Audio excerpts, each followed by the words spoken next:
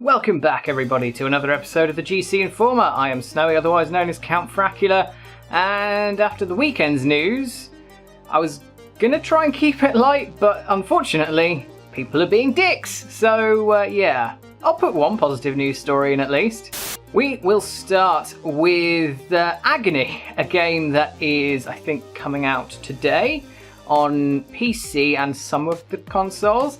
It's a game that got delayed a couple of times because of ratings issues, because it's a little bit horrific. It's not scary, but it's horrific. Basically, this seems to be the consensus of people who've played it so far. In fact, Max is currently playing it. I don't know if he's playing it for us or for someone else, but yeah, apparently it's an open world game as well, which is not what I was expecting. The trailer, and I'll probably put this on screen at the moment, is basically...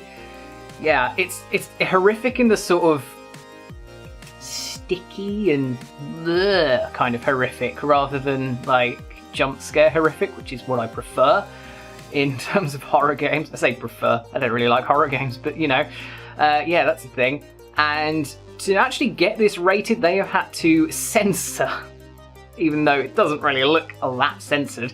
So you can imagine how bad some of the other shit must have been if they had to censor that when the game comes out on, I think it's just the PC version that needs censoring, but I might be wrong.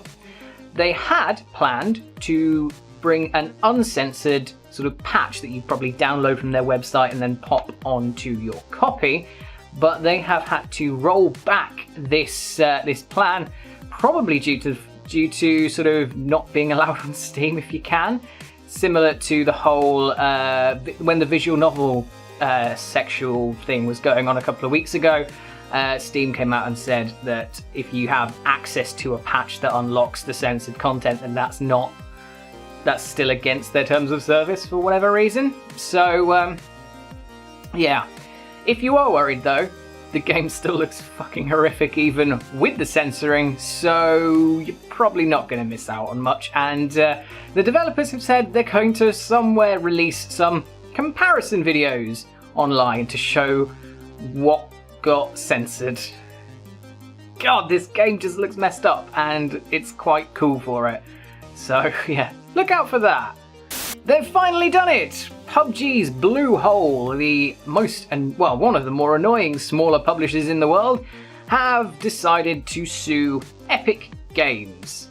Not in the US though, because they get thrown out of court. They have decided to sue them in their home country of Korea, suing Epic Games Korea because Fortnite is like PUBG.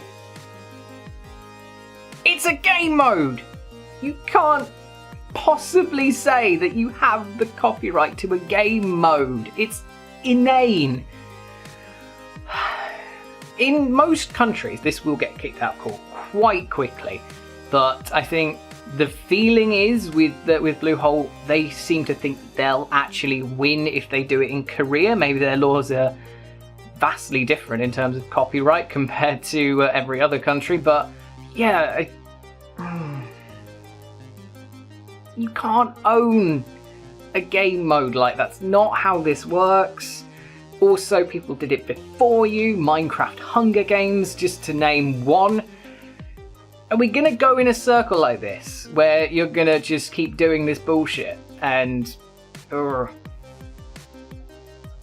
fuck off. One thing that might have happened as a result of this though, PUBG is no longer the most concurrently played game on Steam. It has had its throne toppled again by Dota 2.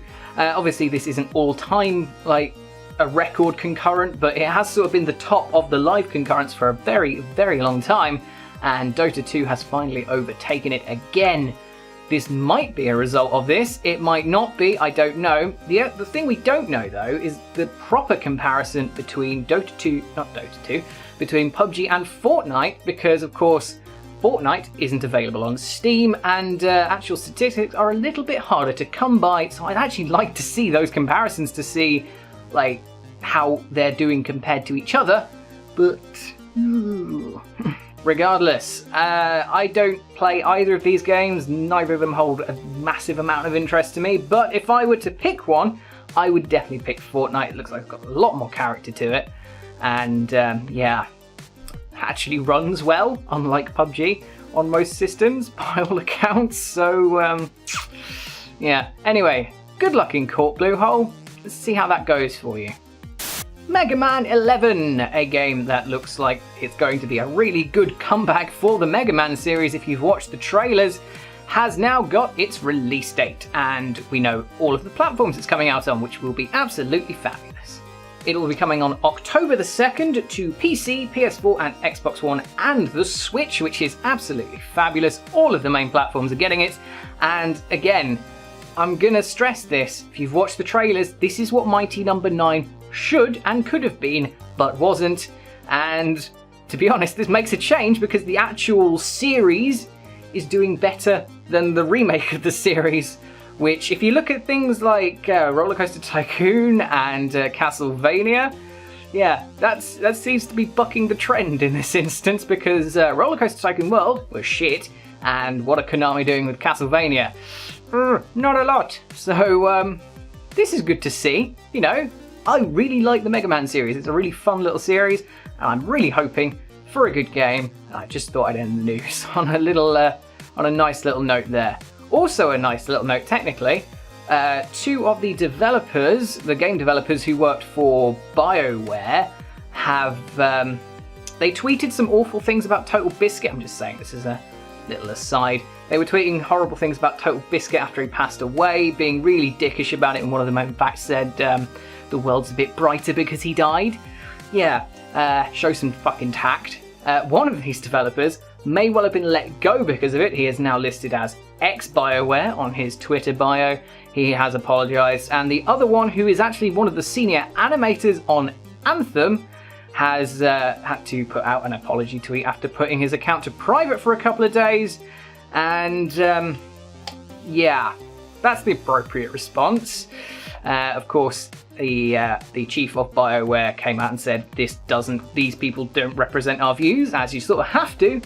But yeah, glad to see at least one of them got their comeuppance, and I know at least one YouTuber who is now boycotting all BioWare games and has in fact removed all BioWare games, like videos, from his channel because of this. Because let's be honest, if you're a professional and you're on a professional Twitter account, you can't afford to be disrespectful to people like that. Not people that have died, not people who have quite a large fan base like Total Biscuit.